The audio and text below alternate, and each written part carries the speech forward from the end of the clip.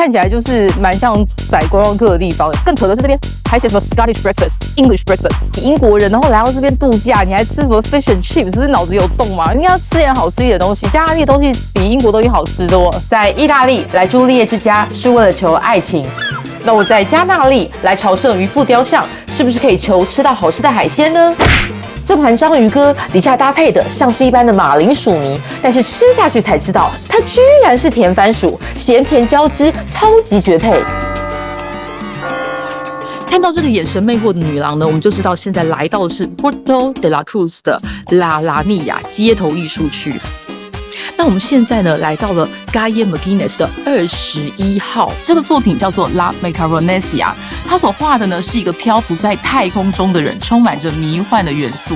它的作者呢是 Iker Muro。Iker Muro 的话是我非常喜欢的一个画家哦，他经常在 IG 上面分享他的创作。那么 Iker Muro 呢，曾经也受邀来过台北。这看起来又是很像载观光客的店，对吧？这盘看似平凡的猪肉马铃薯，淋上加纳利经典青酱 Mojo Verde， 咸香中带着草本清香，就是加纳利的灵魂味。再配上一杯 Mojito， 整个人瞬间充电完成。那我这次来啊，很多人就问我说，要不要去看三毛的故居哦？那我们刚刚讲过，就是三毛的故居的话呢，是在大加纳利岛，不是在 Tenerife 这边哈。哇，前面真的是心旷神怡。我们看海之前呢，来这边有一尊雕像。那这是谁呢？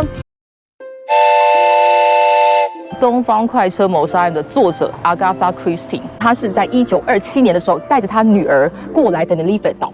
三毛比较幸福，三毛来到加纳利群岛是因为爱情。Agatha Christie 她来到这边是因为她失去爱情，老公出轨。Tenerife 岛的美景呢，对于她来讲有温暖疗愈的功能。除此之外呢，给了她新的创作灵感。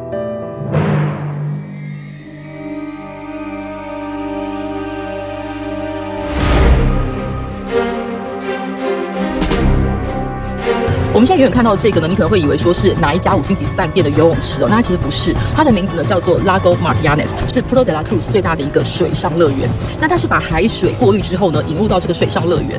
最重要的是呢，它的创作者是大名鼎鼎的加纳利之子，他的名字叫做 Cesar Manrique。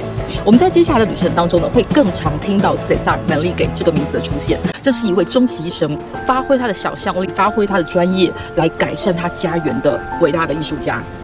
每一座岛都有属于自己的灵感。加纳利群岛被三毛称为大西洋上的7颗珍珠，而我们正在一颗一颗发掘它的灵魂与故事。下一站，更多惊喜，更多岛屿的心跳，立即订阅，别错过这场跳岛之旅。